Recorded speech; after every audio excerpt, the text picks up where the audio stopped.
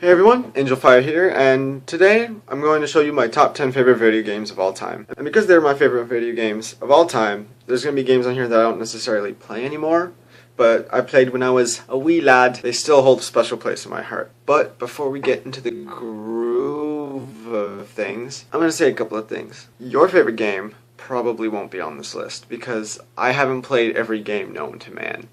So, be respectful of my opinion, and I want to hear your opinion. Tell me your favorite game in the comments below, because I have a lot of time on my hands and I kind of need games to fill it. So this list was pretty hard to make, and I had a lot of contenders for this list. So I made a little honorable mentions list right here, and just take a look at that for a second. Now, I know what you're all thinking. Where are the video games? Right here, impatient viewer. These are my top 10 favorite video games of all time.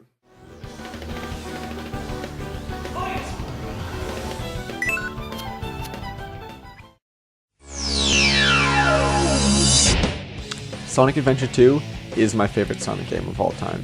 It's because all the different things you can do in it, because you can play in the hero or the dark story. Each side has 3 playable characters with their own playstyle. Sonic and Shadow are the speed characters, which are meant to get from point A to point B quickly while jumping and dashing their way past obstacles. This mode is fun because it's the Sonic formula that we all know and we all enjoy. Tails and Dr. Eggman go from point A to point B as well, except they ride in giant robots to shoot and explode their way through their obstacles. My favorite characters to play, however, are Knuckles and Rouge, because unlike the last 4, they don't have a set destination. They're just thrown into a huge area and need to find 3 pieces of the Master Emerald, which are scattered throughout the level. The game gives you hints as to where they are in a radar which beeps more violently the closer you get, but it's still really fun. It gets challenging in the later areas. But it's not here where I spent 80% of my time. That was in the Chow Garden. In the levels, there are boxes which contain keys that send you to the Chow Garden. Here, you can raise up your Chow, which is this little guy right here, by giving them animals to kiss? Well, that's weird. Enemies also drop power cores, which also level up their stats. You can then race them in a tournament against other Chows. So, go try it for yourself, and just don't blame me if you lose all your personal time.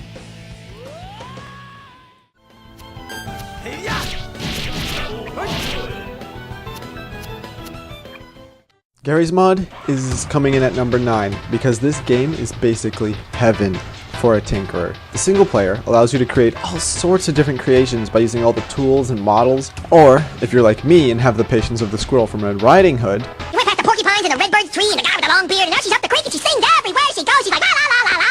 Then you can play with other people's creations that they posted in the dupes. What I usually do is use the NPCs from Half-Life 2 and create 4 big armies and just make them fight and see who wins. The single player aspect, however, is only the surface of this pool of awesome. You see, there are many different game modes and I haven't even scratched the surface. All I've played is Zombie Survival, Trouble in Terrorist Town, and Jailbreak. There are hundreds of different game modes for every type of gamer to enjoy. 99% of my time, however, is spent playing Trouble in Terrorist Town. The name is a little weird, but it's a well thought out game mode, and it's so much fun to play. All in all, Gary's Mod is a really fun game, but it's low on the list because even though it's fun, it's not mind-blastingly fun.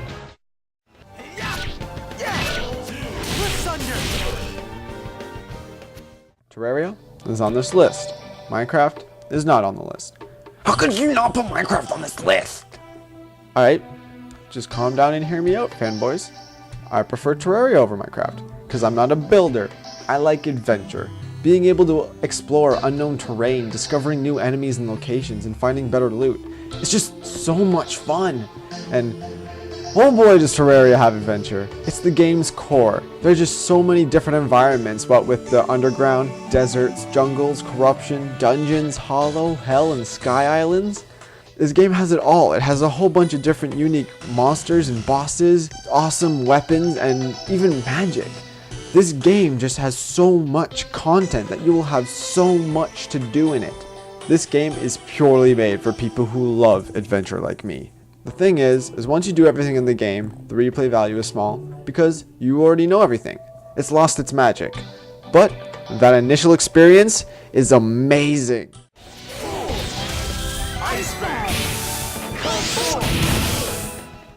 For those of you who don't know, there is currently a war going on between Dota 2 and League of Legends.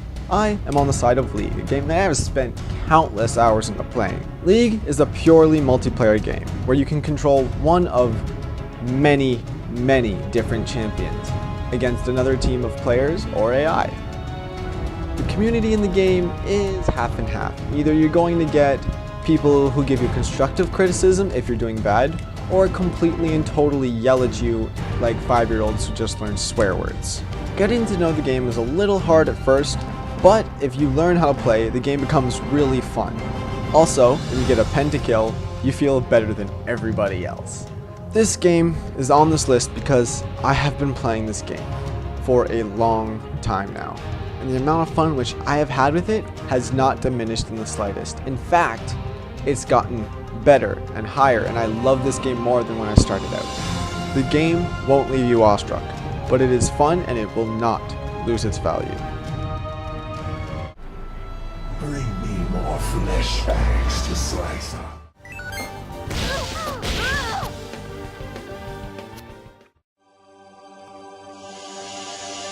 RuneScape. I first played RuneScape back in 2003.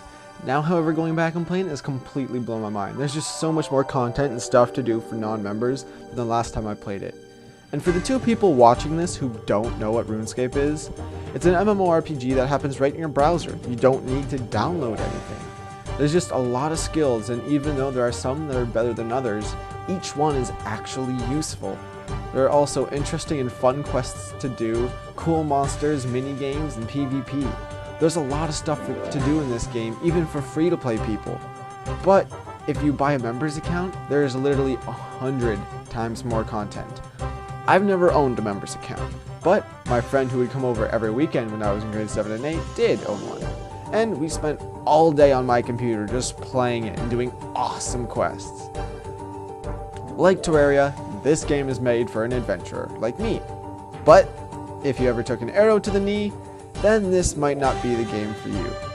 Speaking about arrows to the knee,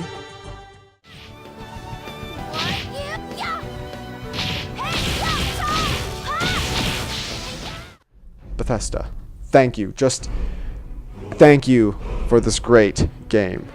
If Gary's Mod was heaven for a tinkerer, Skyrim is heaven for an adventurer. In fact, any Elder Scroll game is. Each has an awesome story, customizable character, fun combat system, expansive world, many different unique quests and locations. It's just, you want to give these games a huge hug of love, bordering on creepy / crazy murderous stalker. The installment in the series before Skyrim Oblivion left a bigger impact on me because it was the first Bethesda game I played, but Skyrim takes this list because it has a better level up and skill system. Also, when you can send people flying with your voice,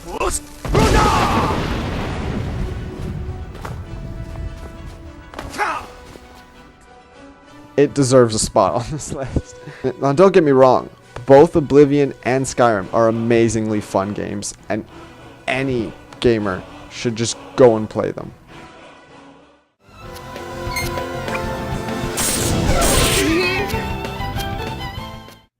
This spot was extremely hard to fill.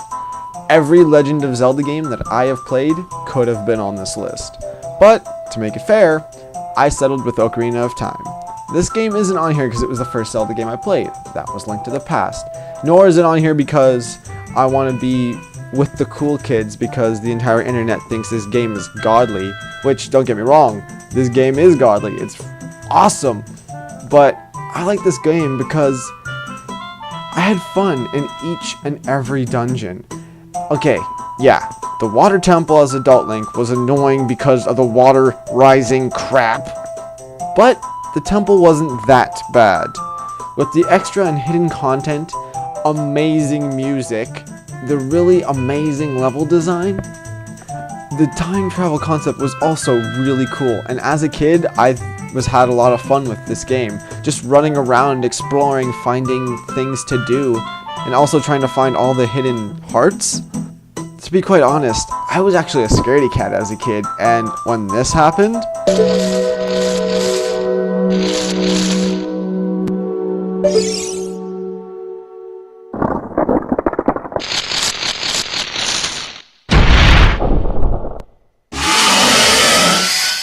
I was so scared, I jumped up, turned off my console, and didn't touch this game for a couple of days. This game is a solid piece of my childhood treasure that I will cherish it forever.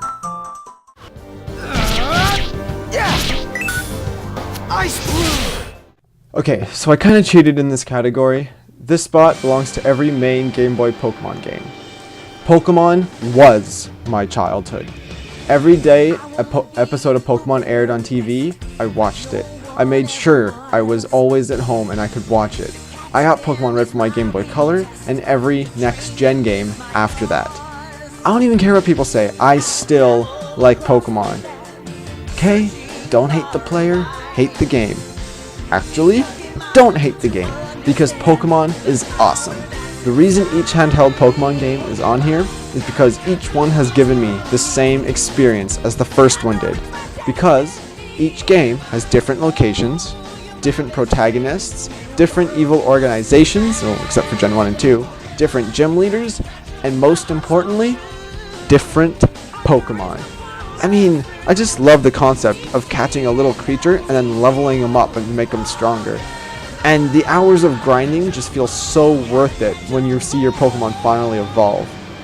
Even if you replay the game, you can still have a different experience because there are just so many Pokemon that you would just have a completely different party. But if I had to pick a gen, I guess it would be Gen 4. Oh my god, why the hell would you pick Gen 4? Gen 1 is the best. Charizard's the best Pokemon. You're not a real Pokemon fan. Second Luxray.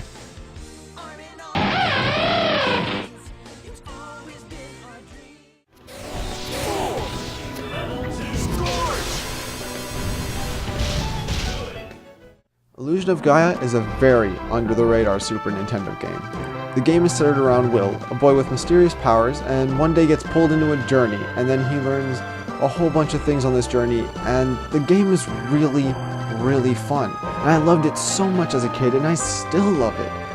And the difficulty is perfect. I mean, the game isn't easy, but it's not impossibly hard either. The story and the characters just pull you in, and the dialogue is well written. And the characters, I don't know, I cared for them. They're characters that you want to see be happy, and there's a lot of sadness in this game. You also unlock different powers throughout the game, and it keeps the gameplay fresh. The music is also really good, and the bosses are really challenging. Especially those goddamn annoying vampire twins! This game, for some reason, just never gets boring for me. I can beat it, and within the next week, play it from the beginning and have fun all over again. If you haven't played this game, go play it right now, because you will not regret it. Another foe vanquished. What a strange feeling. Here is my favorite video game of all time.